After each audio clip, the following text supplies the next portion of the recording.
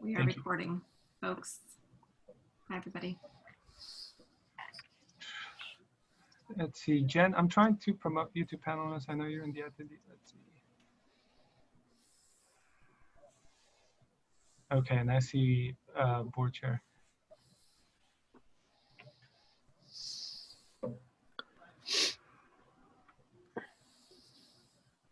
Okay, so can I call the meeting to order so that we can begin? Or should we wait for Chair Mosca? Yeah, he is. All right, I'd like to call this meeting to order. Welcome, everybody. Sebastian, if you could do the roll call. Yes, sir. No particular order. Gary Johns. Here. Vice Chair Hammond. Here. Chair Price. Here. Matthew Vasilakis. Here. Carolyn Schofield. Here. David Harris. Right here. Tom Summers. Here. And I know Jen is on the attendee list. Cody, do you mind promoting her to a panelist? I'm trying on my end and it's not working.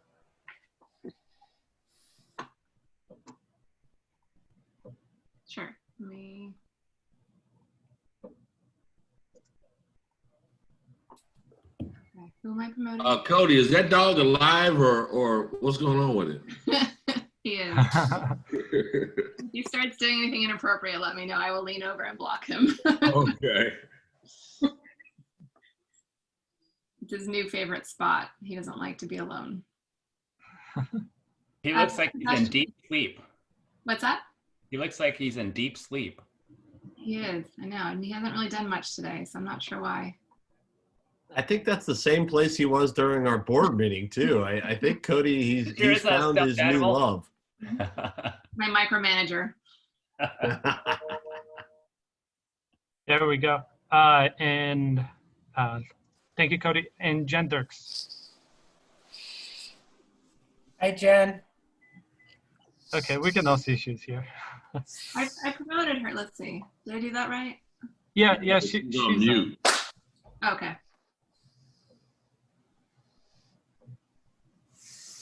Now I think she left. Yeah, she might be having some issues. I think that's okay. We have quorum. We can go ahead and move on to the next item. Okay, public comments. I understand Chair Mosca wants to provide some non-agenda public comments. Yes, it's great to see you guys. See all the smiling faces on a Friday afternoon. I'm happy to be able to join you guys today. Happy to see especially my two representatives from the great city of Encinitas here. So thank you for all of you attending, and also my fellow board member, Mark West, with his Imperial Beach logo. You know, sometimes I'll actually put I'll put up my backdrop as Imperial Beach, and Mark kind of goes crazy. Doesn't like me trying to represent Imperial Beach. Well, it's great to see you guys and great to be with you here today. I like to kind of listen in sometimes on your meetings. So this was really a good opportunity for me to be kind of here and just listening like a gadfly or fly on the wall to just kind of understand what you guys are thinking, what's going on, because you guys are really the eyes and ears for us in the community. You know, I know Mark is definitely out there right now campaigning and in the community and knows what's going on, but it's nice to have, you know, more folks like yourself that are out there as well. You know, I also wanted to be available today. I know there were some questions about our CEO search, and I wanted to kind of just give you some brief information. I know that it's not on your agenda, so I don't want to start a discussion in any kind of other issue. And it's really ongoing for us. And so I just wanted to kind of give you some brief information. I first wanted to acknowledge Tara Hammond for being part of the process that really, you know, kind of, we had a really large, robust national search for a CEO, and Tara represented you guys well by being part of that process and giving us a lot of feedback. She actually was on one of our first panel interviews with some candidates. And so it was really a nationwide search. We had about 60 candidates, as you may or may not know. And at the end of that search, we had our top candidate, who is here with you today, Cody Hooven. All of us know and love Cody for being one of our founding members, and somebody who's played a significant role in getting us to the point that we're at right now. And so she was our top candidate. And then we had a little bit of a wrinkle. We had an issue raised in the city of San Diego about whether or not a state ethics law precluded Cody from serving as the CEO because of the fact that she was so instrumental in putting together our JPA document that also created the role of CEO. And so we worked with the Ethics Commission of the City of San Diego, and out of an abundance of caution, we also checked in with the state's Fair Political Practices Commission.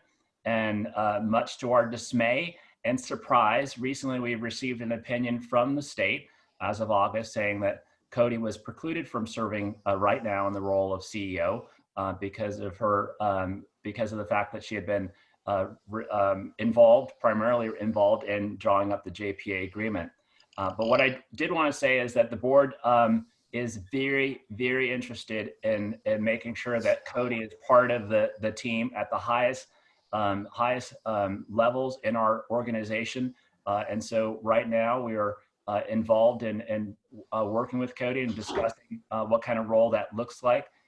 We also decided that instead of kind of starting all over with the CEO search, that what we would do, because we're just at a critical time, as you know, with launch just right around the corner and so many decisions being made, what we've decided to do is look for an interim executive officer who could serve with us for about a year or so.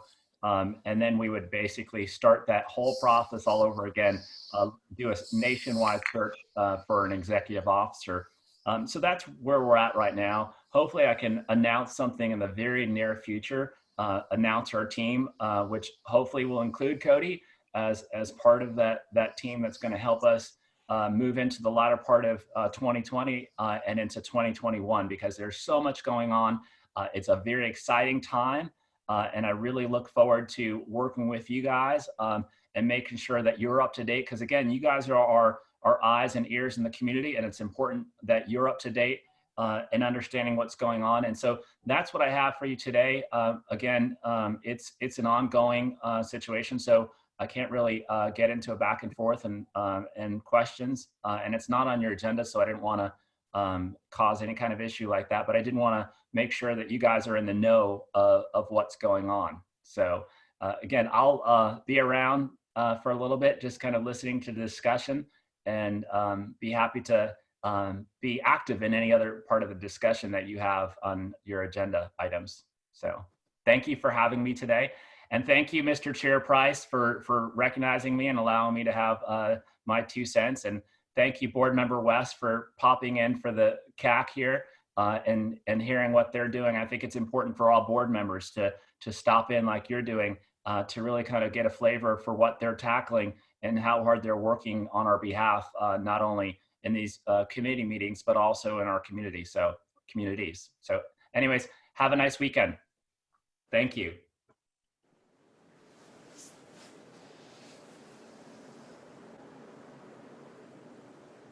Thank you, Chair. I want to, Will, first of all, I really don't understand why Cody can't be the president, but I'm not a lawyer.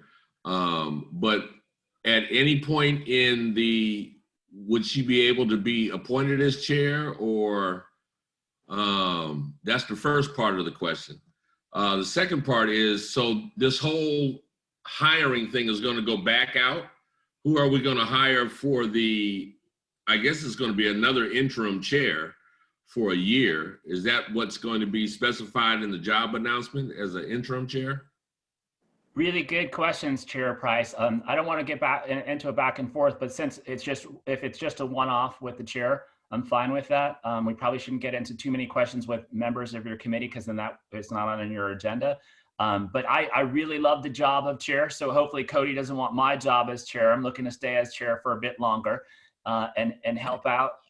Although she's pretty competent to be the chair as well. Our intention, the board's intention, the organization's intention is to work with Cody. We really feel strongly about Cody, not only being a founding member, but also somebody who has really demonstrated her leadership and her ability to move this organization forward. She understands the issues that we're dealing with. She understands where we're at right now and what we need to do. And so we are hoping to have Cody as part of that team that will move this organization forward.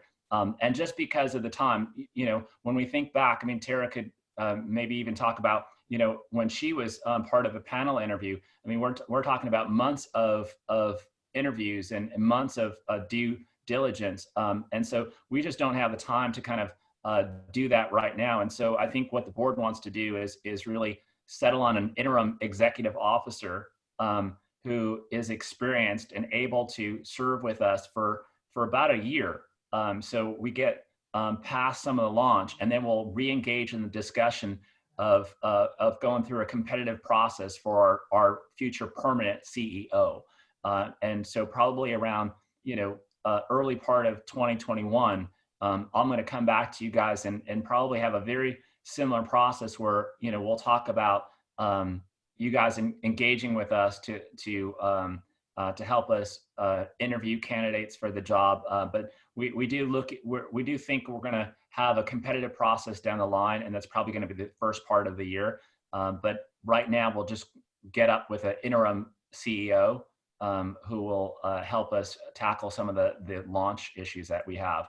And Cody hopefully will be part of that team that will help us as well. Okay, I'll quit asking questions because I just saw Nick pop up. I don't know if that means I've said something wrong, but I'm gonna go on mute just in case he doesn't. No, I was just gonna say I think you did a great job updating the committee. I don't think we should discuss it too much more. As you mentioned, it's not on the agenda, but I know it was important to the chair and to the board to be able to provide the information to the CAC and provide an update as soon as it was feasible to do so. Yeah, and I would say that again, my hope is that we're going to have an announcement in terms of our team that's going to help us move forward with launch, likely, by October. Hopefully we'll have a nice, some information. Maybe I'll appear before you guys in October and even have some public information to send out about who's going to be on that team in the future, helping us to launch. So very soon we'll have more information for you. Okay, thank you. You're welcome. Bastian, are there any other public comments? No, Chair. No public comments were submitted today besides Chair Muscas. Okay, thank you. Does anybody have any items to be added, withdrawn, or reordered on the agenda, or can we move right along? I will take that as a no. So a presentation, our regular agenda, presentation from our general counsel on public agency ethic laws. So I guess that's you, general counsel, sir. Thank you, Mr. Chair. Sebastian, if you could please load the presentation. I'm going to try and keep this. Sorry, Nick. I've been having internet issues. Okay. You should be able to share if you have the presentation in front of you. Oh, okay. Okay. Yeah, it might take me a second because I think I need to email it to myself outside of our system. I'll see if I could find it quickly too. I think it's in the folder, right, Sebastian? Yes, it should be in the folder, also on the website. Sorry. Okay. Terrible timing. This is what we do in the age of Zoom. Modern day. I have it, Nick, if that's easier for you. Okay, great. Yeah, if you could start it and I can just let you know when to advance the slides. Okay. Sebastian, sorry, you'll have to hear our admin stuff. But there's two presentations in here. One is just presentation and one is ethics law training. I do the ethics law It'll training? be the ethics law. Mm-hmm. Okay. Okay. Sebastian and Cody, do y'all have the same dog? No, we share a Zoom account, Oh, okay. Sebastian gets stuck with whatever decorations I put up. My next picture is going to be of the same dog. So we're going to be like, spot that dog. I'm going to get that one too, Joe. Yeah, me too. If you, He's going to be our mascot. yeah, if you want, I could put, our San Diego Community Power at the top and then have Alfredo as the background. Okay. Let's see. Sorry, I'm not used to having to run the shows here, so a little slow on this. Okay, share.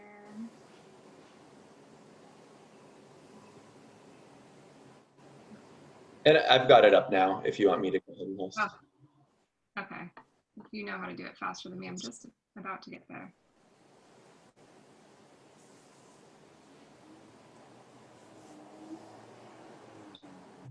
Okay. Can everybody see my screen now? Yes. Okay. Yes. Let's see this one's. Anybody know how to change the view?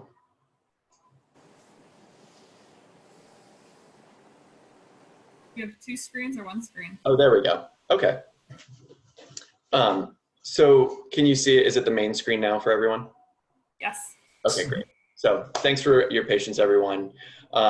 As many of you know, I'm Nick Norvell. I'm an attorney at Best & Krieger. We are general counsel to San Diego Community Power. And we wanted to provide a brief training to all of you on some of the ethics laws that, that apply to you as CAC members. You might be aware that elected officials and then other high-level staff members in a lot of agencies have to take a training every 2 years. It's called AB 1234 training, and it's a 2-hour required training on ethics rules and other public integrity laws that apply to local government agencies. And that has been around, that requirement has been around for about 15 years now. This training, though, is just focused on those issues that might affect you as CAC members and the types of items that might apply to you and the items that will come before this committee. So it's kind of a slimmed down version of that training that you might see your elected officials or others take in other public settings. And I know Chair Mosca and Board Member West will be familiar with a lot of the items we discuss here today as well. So the importance of the training is just to understand the basics of the law. This is not to teach you to memorize anything, or make you remember some of these complex rules that I'll talk about today. It's really about learning best practices and knowing, kind of giving you an idea of when you need to ask questions to staff and to our, and to let staff know to talk to our office about whether something is or isn't an issue. So it's really just to put you on notice for when an issue might arise or when you should start asking questions about maybe an item that's on an upcoming agenda and whether it affects your finances or things like that.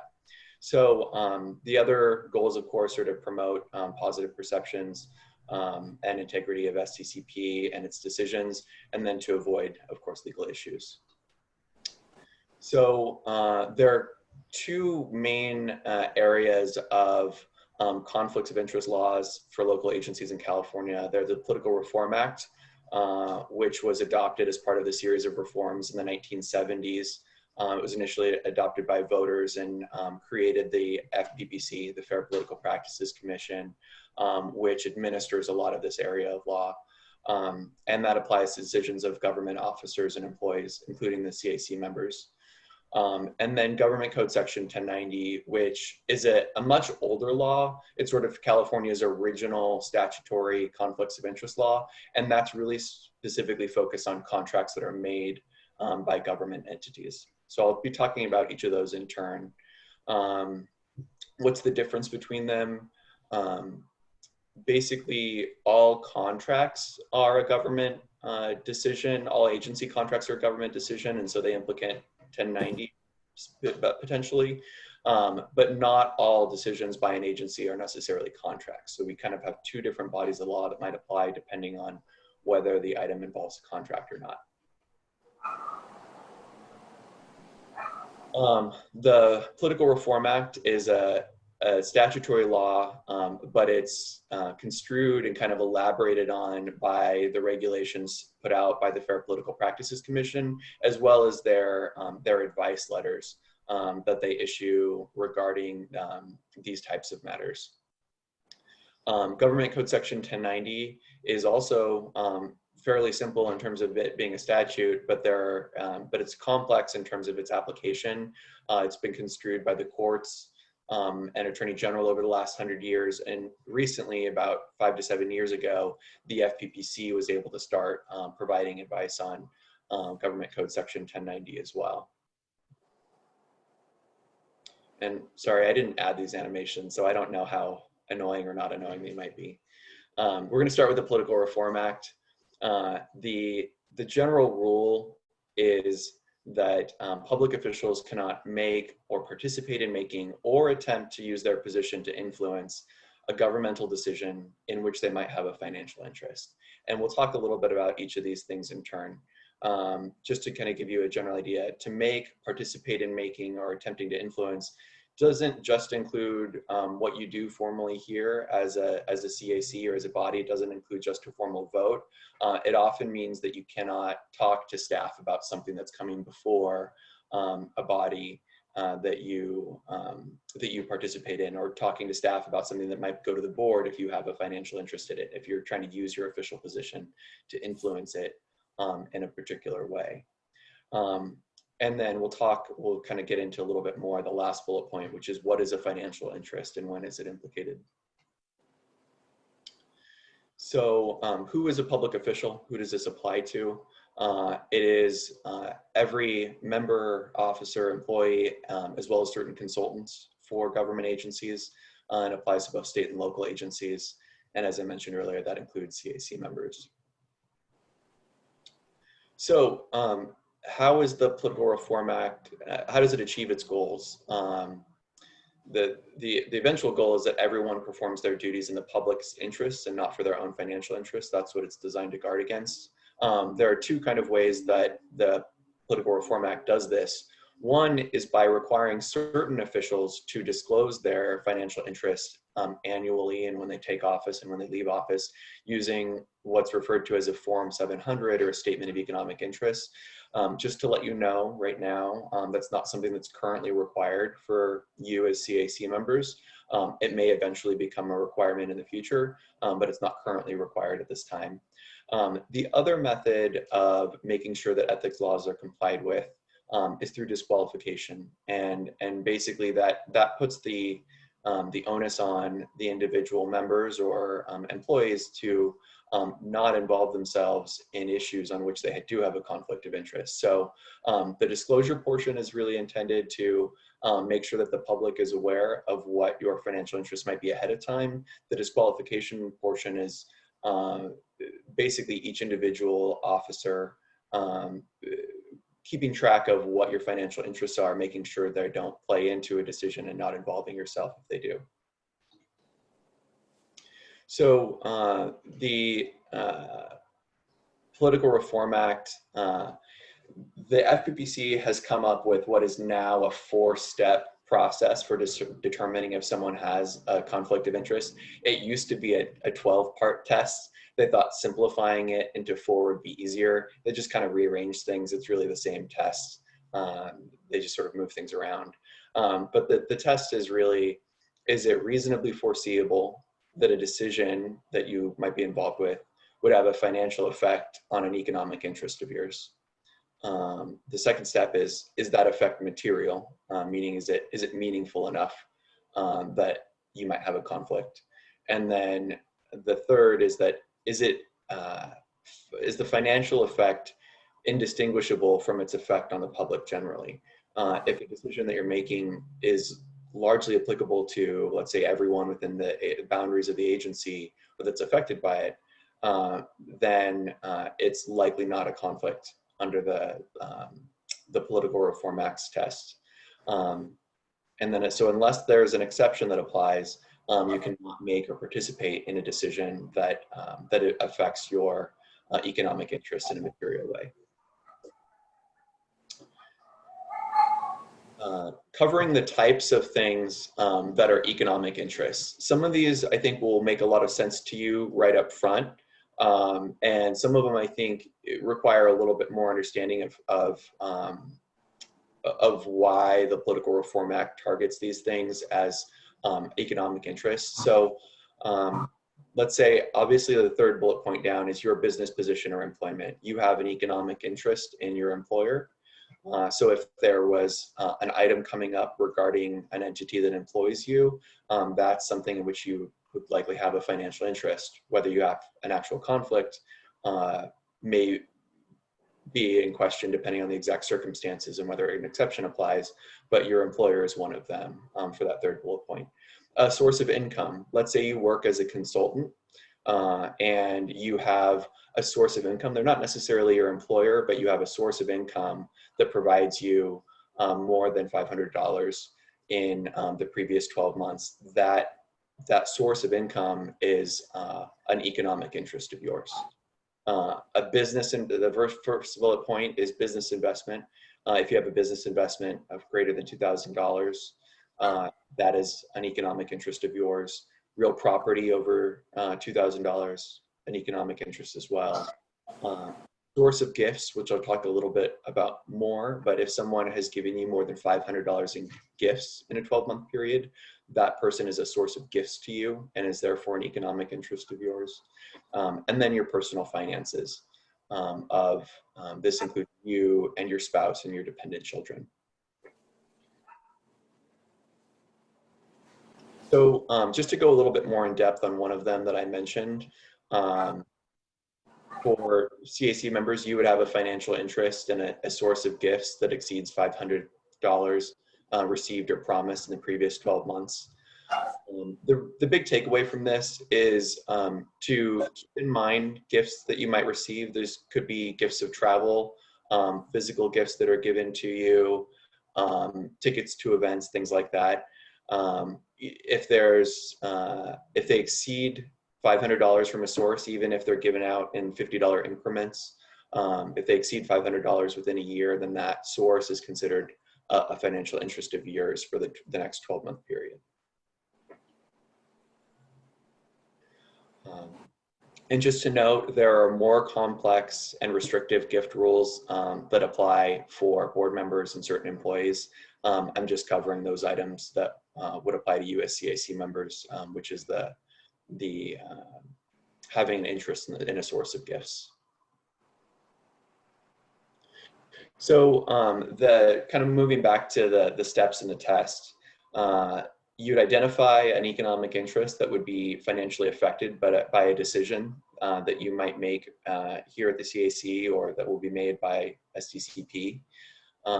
You determine if the effect is reasonably foreseeable. That means, is there a realistic possibility that that decision will have an economic impact on your interest?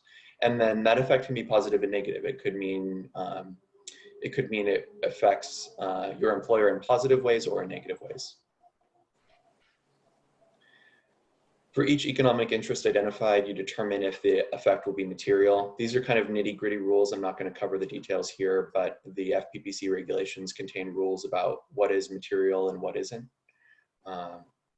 So for example, if there's a project that's going to be built in your area and SDCP is weighing in on that project, but it's relatively far from you and it's very unlikely it would have an impact on your, let's say it's on your home, your main residence, then the effect may not be material.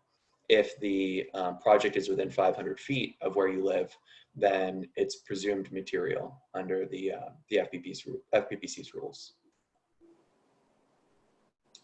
And then the next step in the test that we talked about is determining if the effect applies to the public generally. If it does, then there's not a conflict of interest that would require you to recuse yourself or not participate. But if it's somewhat unique to you or a smaller group of people than the public generally, then it may be a conflict in which you need to recuse yourself. So this is kind of just a restatement of the test. I don't think we need to belabor it. So I did include a couple hypos here, and I think I've covered some of the information to help answer them. Let's say the CAC is providing input on a contract with a particular consultant. The consultant implies a CAC member's sister in a top executive position. Can the CAC member vote and participate in the discussion about the contract? And here the answer is yes. An official has an interest in his or her own finances and those of his or her spouse, independent children, but a sister is not a relationship that is considered a source of an economic interest under the FPPC regulations. Now, if we change this hypo and it was a consultant that employed your spouse, then that would be an economic interest to you, and it would likely be a source of, or could likely be a source of a conflict depending on the details. So one of the takeaways from this training is not only to pay attention to what are economic interests of yourself in terms of your employer, properties you own, gifts, etc., but also those of your spouse as well.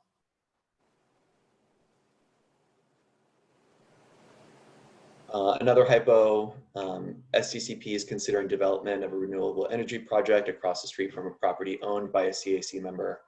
Can the CAC member who owns the property participate in discussion decisions about the project? I think we kind of covered the rules in this one. The answer is no. If they have an interest of $2,000 or more in real property, they cannot vote or participate in any way on a matter relating to something within 500 feet of their property. Again, the rule gets a little fuzzy the farther out you go, and it gets a little bit more of there's a factor test that's applied, so it's a little more complex. But the general rule we kind of look at is 500 to 1,000 feet is of concern. If it's still close to you, please let us know, and we can kind of go into the more detailed tests. Another hypo, the CAC is providing input on a matter that may affect electricity rates for residents within SDCP's boundaries, including the CAC members and their employers. Is this a conflict? And the answer would be no. Even though you as CAC members and potentially SDCP employees would be affected by changes in utility rates, the rates apply equally and proportionally to all businesses, properties, and individuals subject to the rate. And so generally the public exception would apply, and it would not be something that would cause a conflict of interest for discussing and participating in those decisions.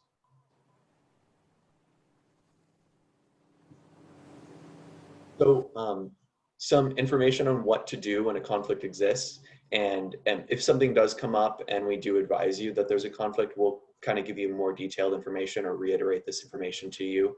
But the most important things are, do not participate in the decision. So if there's an agenda item that you have a conflict on, do not participate in that decision on that agenda item. But also be mindful that it doesn't just include your vote. It does include preliminary discussions and participation, even discussions with staff on the substance of the item. So don't discuss or give your opinion or seek to influence staff or others of the agency about the decision.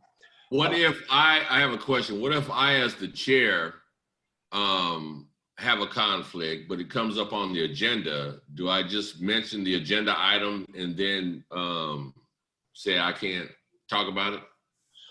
Yeah, so there are specific rules, and right now in this COVID-19 time, there are kind of variations on those rules.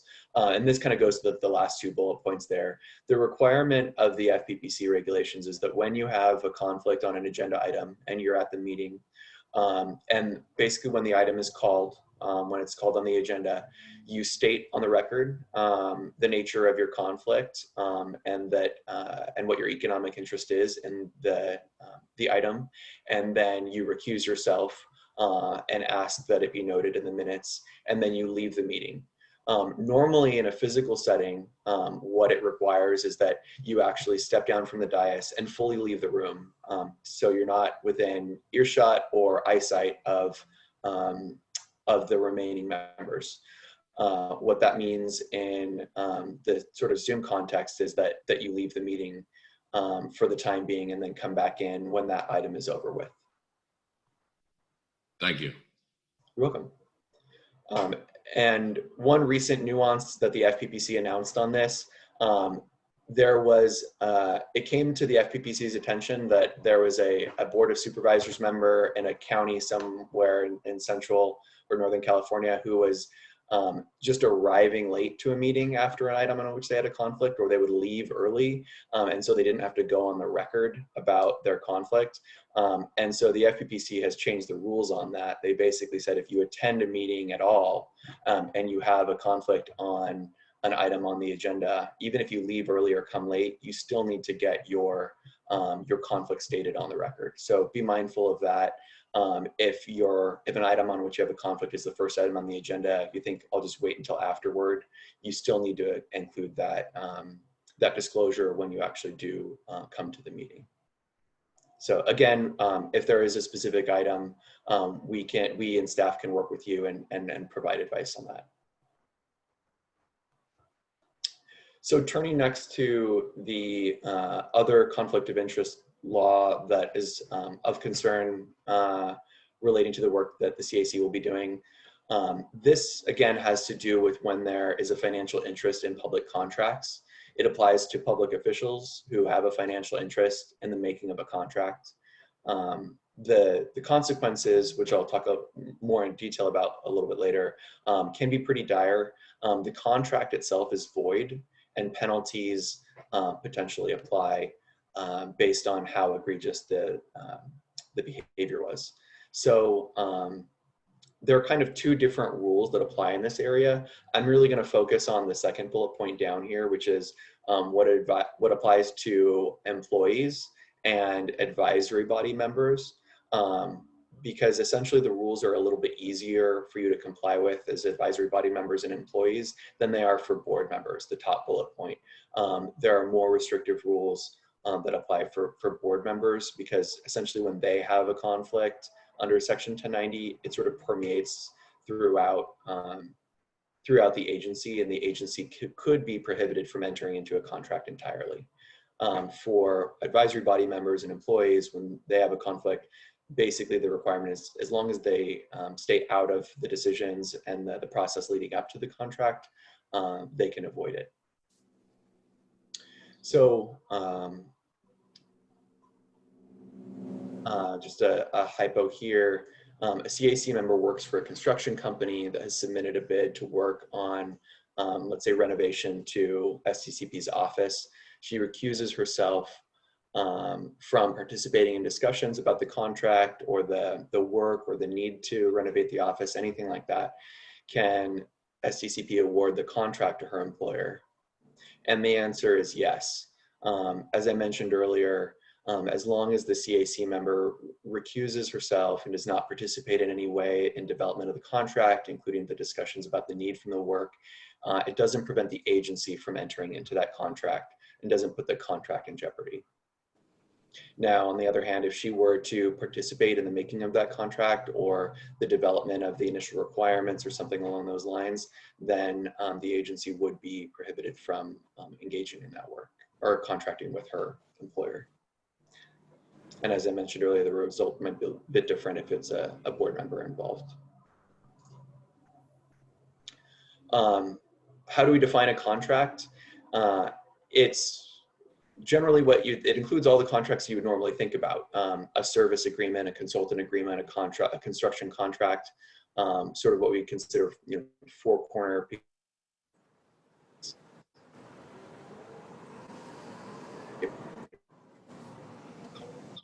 contract. Is he cutting out for all of you? Yeah, it's cutting out for me. Nick? So just keep in mind that when it says Nick, you cut out for about the last 20 seconds or so. Oh, sorry. Let me see. Let me switch my internet over. I'm probably going to freeze and the presentation will freeze for a second, but I should be back shortly. Okay, you're better Okay. now. Internet is on weekend mode already.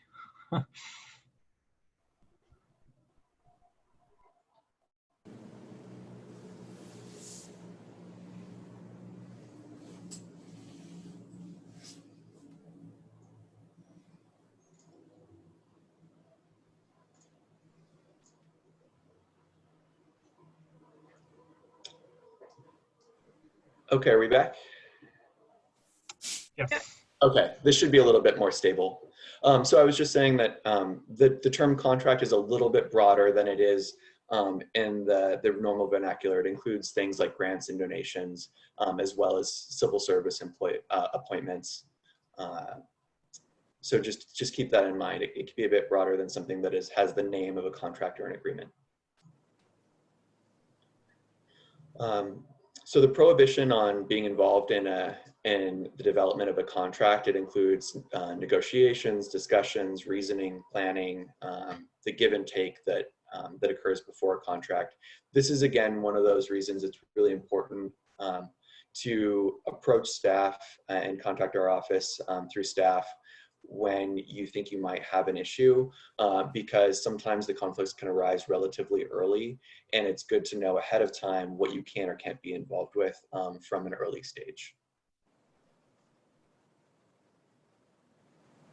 So what is for 1090 purposes, what is a financial interest? It's very broad. It includes direct financial interests. Let's say your employer is one of the contracting parties. That's a direct financial interest.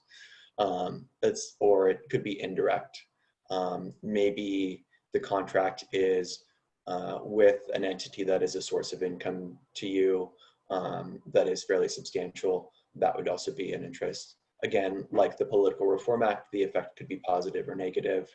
And certainty of an effect is not necessarily required. The purpose of Section 1090 is really to prevent an appearance of impropriety on behalf of an agency.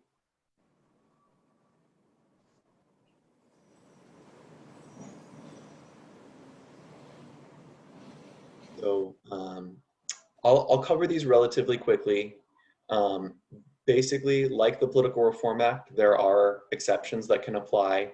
There are what's called remote interest exceptions that essentially says there is something that is a financial interest to a public official, but it's not that bad. So we will allow the agency to enter into the contract as long as they recuse themselves and then we're not involved in the discussions, et cetera, et cetera.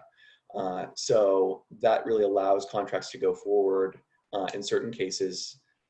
And examples are employees of certain types of entities and then suppliers. Let's say that an agency has had a contract for supplies with an entity for at least 5 years before one of their employees took a board position or a CAC position.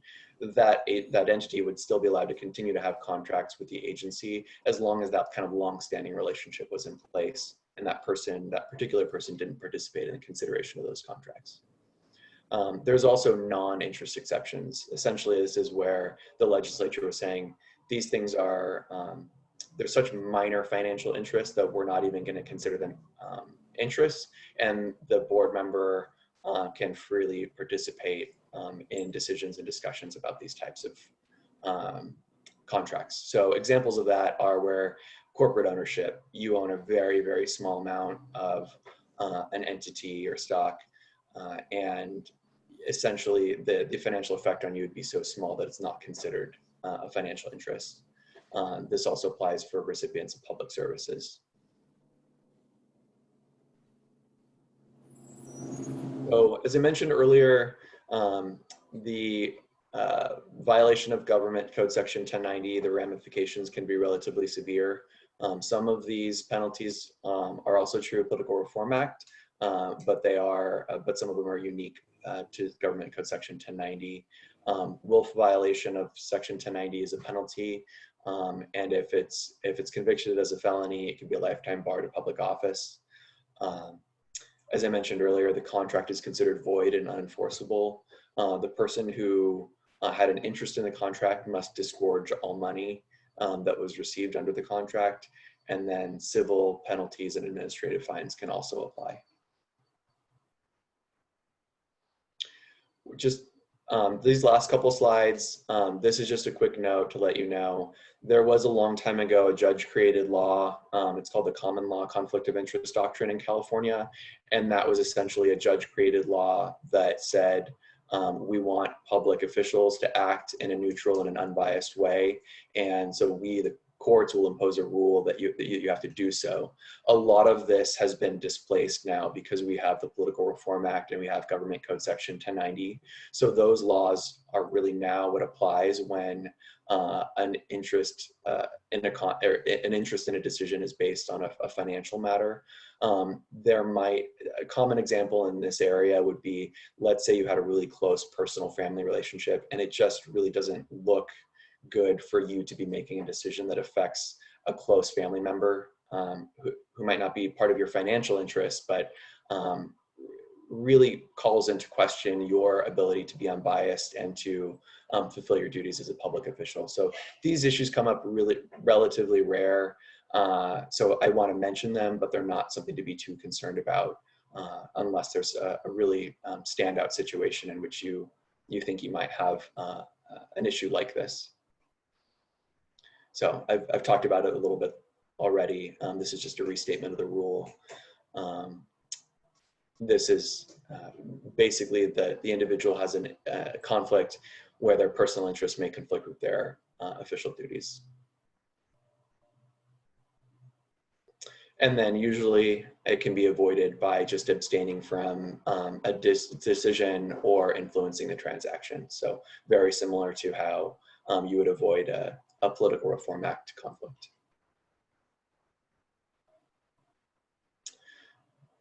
I think this is the last slide. So just keep in mind, California's laws set the minimum when it comes to standards of public service. If you have a situation that's coming up before you and it's determined it's not a true financial conflict, but you still feel ethically that it's more appropriate that you not participate, you are more than free to do that. Yeah, a lot of our conflict of interest rules, unfortunately, were created because certain officials made decisions not to remove themselves from a situation in which they objectively should have, and so we needed to create a law to address that. Our goal is not to create any standards for new laws here, so if there is something that you ethically question or you think the public might ethically question if it was in the newspaper, that is something to take into consideration. It's not really the formal application of the law. So I'm happy to answer any questions about the presentation, or if you have particular questions that you don't want to ask in a public setting, but you like to take it offline and work through staff in our office, I'm happy to do that with you as well. Well, thank you. Thank you. Thank you for that presentation. Next item on the agenda, discussion of potential items for Board of Directors meetings. I don't have any and haven't been made aware of any. Do any other council members have anything to bring up? Chair Price, I would like to bring up one. Okay. I've received some input from my community that incentives for energy efficiency should be introduced early in the operation of the SDCP. And I can give you, some background of more specifically what I'm talking about. But I thought the place for us to start would be to have a presentation possibly in the future about what the plans are for introducing incentive programs. For instance, some of the programs that this might apply to is like the self-generation incentive program, where there's money for people to buy batteries for their solar, for their solar system. There's one coming down the pike, goes by the initials of TECH, and it's a program to promote incentives for electrical appliance efficiencies. And amongst my colleagues in Encinitas, heat pump water heaters are one that's coming to the fore in that regard.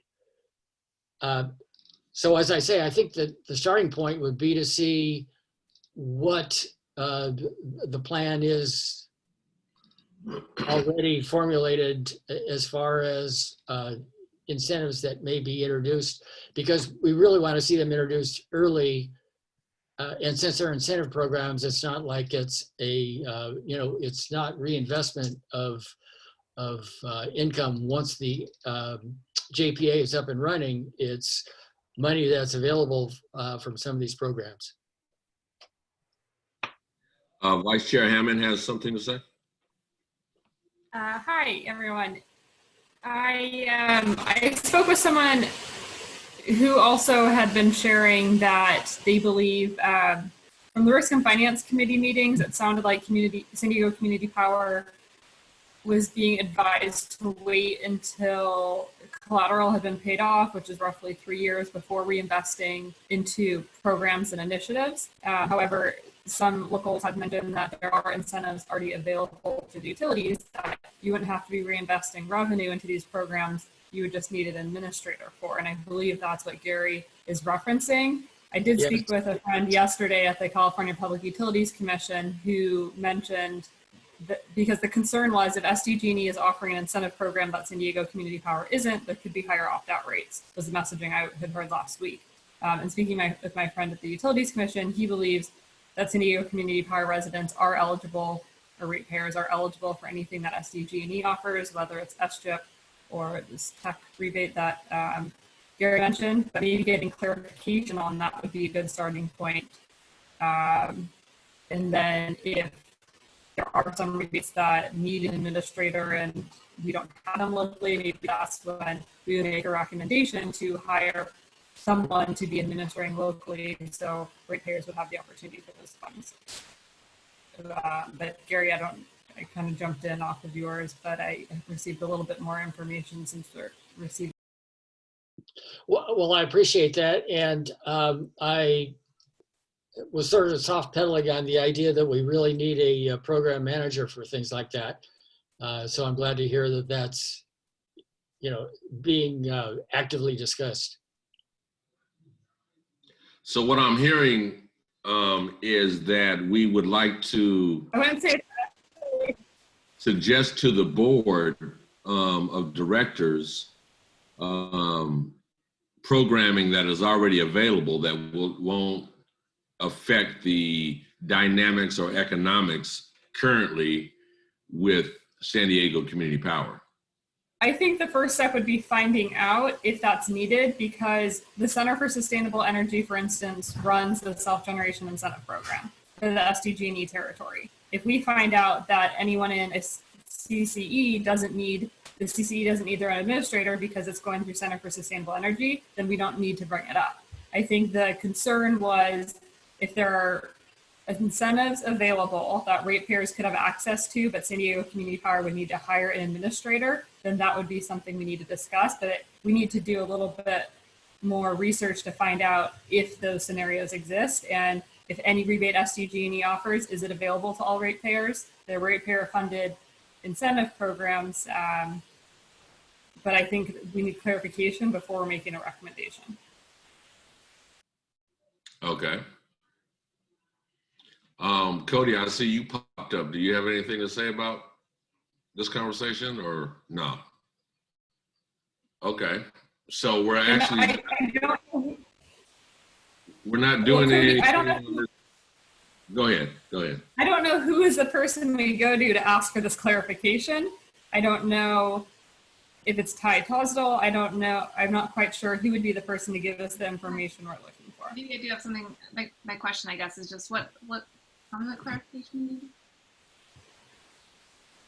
Can you ask that again? What, if any, are programs that are administered by somebody other than the utility that will be available to customers of San Diego Community Power, because there may be a concern that if we're not offering what the utility is offering, the opt rate may be different.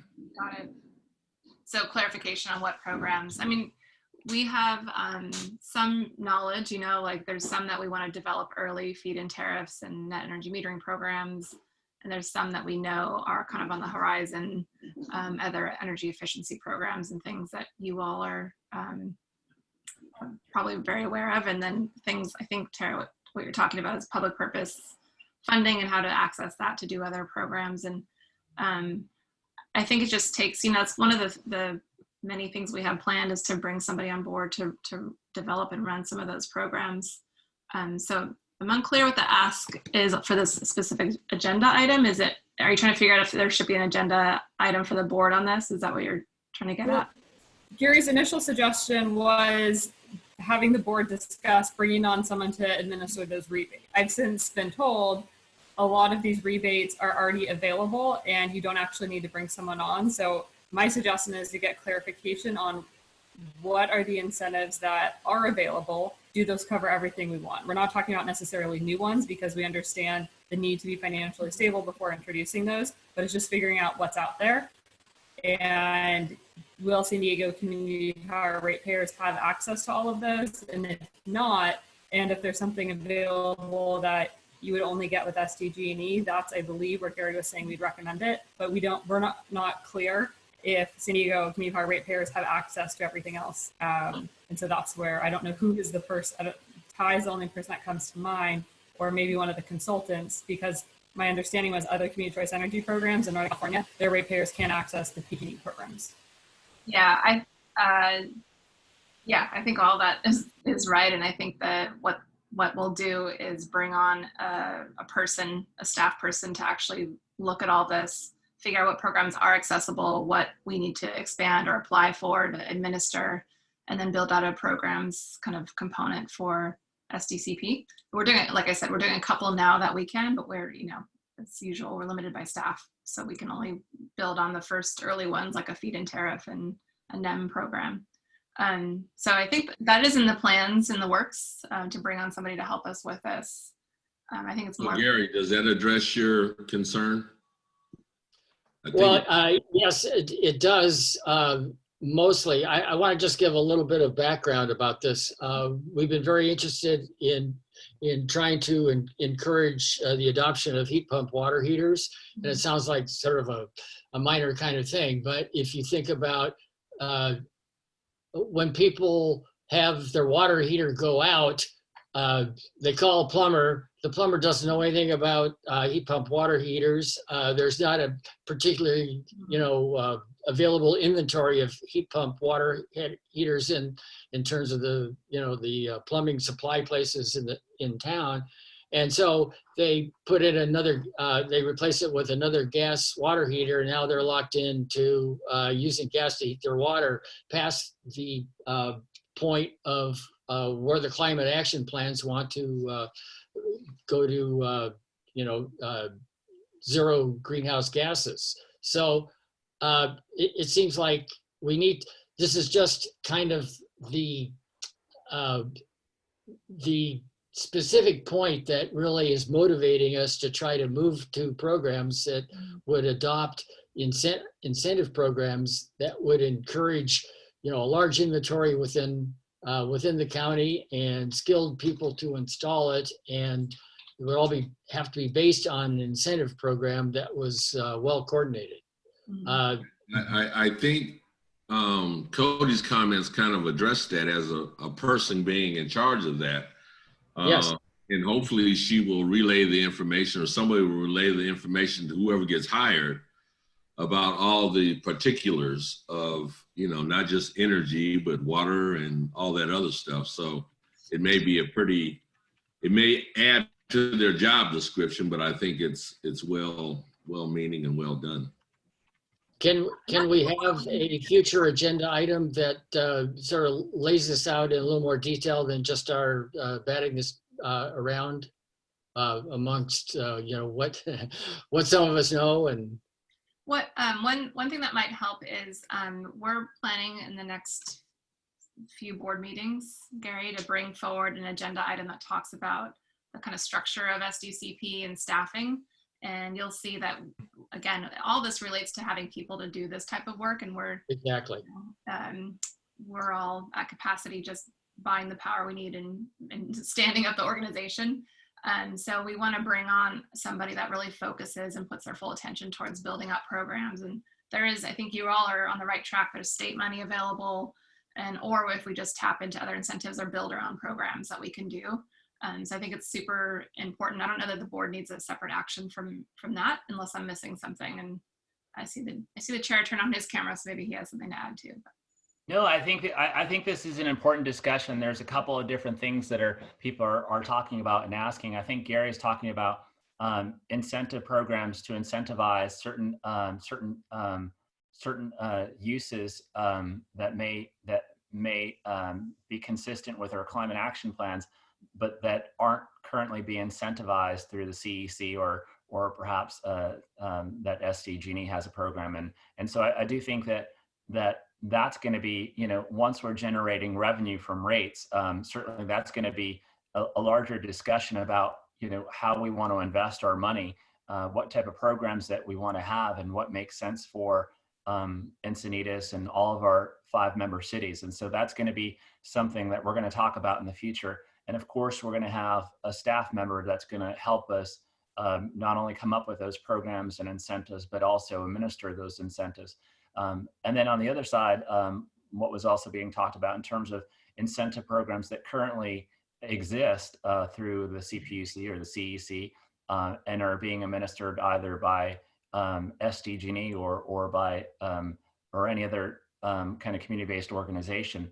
As an SDG&E customer, our ratepayers would still be eligible for any of those programs. We're just, procuring power. So they're still, paying their SDG&E bill and paying into that paying their rates. And so they're eligible for any incentive programs through SDG&E. So that doesn't change even if we're procuring power for our customers in the future. So they're still eligible for whatever programs are being administered through those other, through the utility or the agency. But I would envision that a future employee of SDCP who is helping us develop programs they're looking at the gaps. What do we want to see more of? What do we want to incentivize? And where are those gaps between what the CEC is allowing, what the CPUC is allowing, what SDG&E is administering, and how can we be adding value here for our customers? And so I think that program person would be looking at that and would help us administer in the future, and perhaps even partner with SDG&E on some programs that we would like to see become more successful than they are right now. I know like Sandag partners with SDG&E and a bunch of other organizations in terms of the deployment of EV charging stations, and Sandag's putting money toward that. So certainly we could see, us partnering in a way to make a program that exists today even more successful. If I may add as well, thank you, Chair Muska. Obviously, once this person comes in, that'll help us a lot. But as we're gearing up to procure power and gearing up to be ready for January and then our eventual March launch, we're obviously busy. However, Gary and Tara, what I would encourage is if you want to send me those materials my way, and I can keep a repository and keep that moving along. So when that person does come in, we're able to not start from scratch, but have that information already available. And that way I can take a look at it myself whenever I can and get caught up and see what we can do. So yeah, these are great ideas. I would say it's great to bring those up during these board meetings, but as individuals, you're more than free to email me with ideas and questions so we can get the ball moving forward. And if I may add, in addition to that, I think this is some important information to give our marketing firm, because these are some pretty powerful statements that will answer questions for a lot of people that will be deciding whether to opt in or opt out based upon some of this information. So I think it's some very important information to give our marketing firm, or something to, highlight or look at. Yeah, absolutely. You know, we have civilian marketing consultants, and and as we're branding our organization, and even kind of coming up with programs that we think are important and add value, we're certainly going to highlight that for our customers, for our ratepayers, our residents. What we're doing, and so absolutely. I don't know if we've had civilian give a presentation to the CAC here yet, but we should definitely get them kind of giving a presentation, because they're amazing and they're already starting to kind of hit the ground running. And I've been working with them on a number of things, and I'm really excited about what they're doing. But that's a way of getting our story out. They've given us a presentation, but I was just thinking maybe somebody from Civilian may want to listen into our meetings, the community advisory committee meetings, just maybe to pick up some other stuff from a community perspective. That might be yeah. I think that's a good idea. And if they're not already kind of talking to you guys, I think that they should be, as we're kind of thinking about how to brand our organization and develop all of the logo, the website, and all that stuff. They should, so that it's not just kind of some peculiar thing that Joe Mosca comes up with. They should, it'll all be Encinitas centric, right? I'm not joking, but they should definitely be working with as many people as possible, so that we're getting the branding kind of that flavor, kind of really how we all kind of see ourselves as this kind of community organization. Would it be appropriate to request a member from Civilian, somebody from Civilian, to actually, put on our agenda to provide us with updates as far as the marketing is concerned? Because we're the community people, so it would be nice to, maybe not necessarily give input, but at least understand where they're going, where they intend to go with our marketing scheme. I'm sorry, committee members, I just want to remind everyone that the agenda item we're on is for items to request to the board, and we seem to have quite a bit from that. It's something that can be. General Counsel, I'm trying to make a request or come up with an idea to give to the board about civilian marketing being on our agenda, but I defer to you because you're a lawyer. I have to apologize. I guess I didn't read it closely. Items to the board of directors meetings. I wanted an item on one of our committee meetings. Okay, and maybe I thought it was appropriate. I thought it was appropriate, but I see now that it wasn't. I should have saved it for item 7. And maybe we can work with, Cody and I can work with Sebastian, and we can update, maybe have the agenda be a little bit broader next time. And so it's clear that this item could be done for both. Right now it's the board. You could bring that up for item 7, but I just wanted to remind everyone the item that we're on.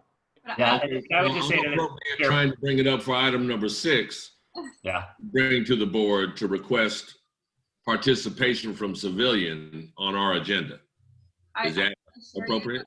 I think you just have to give direction to Cody and just speak with Cody, because I think they're wanting to chat with you, and so I think kind of in a planned way they'll probably appear before you guys asking for stuff, and you guys can talk. So I'll stop before Nick says anything else. That's the plan.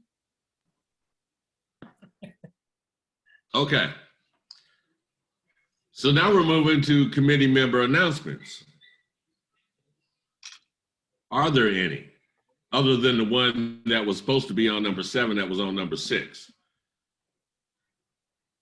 Okay, moving right along. Number 8 is adjournment. Carolyn, do you have something to say? Yeah.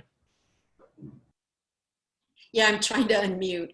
So this is in some ways an add-on to what we've just said, but in my community, solar members, solar panel owners, and EV owners really want to know a lot more specifics about time of use plans and how they are going to carry over too. So that's been a real issue in discussions. And then last time, several people noted that their community members really weren't very informed about community choice energy.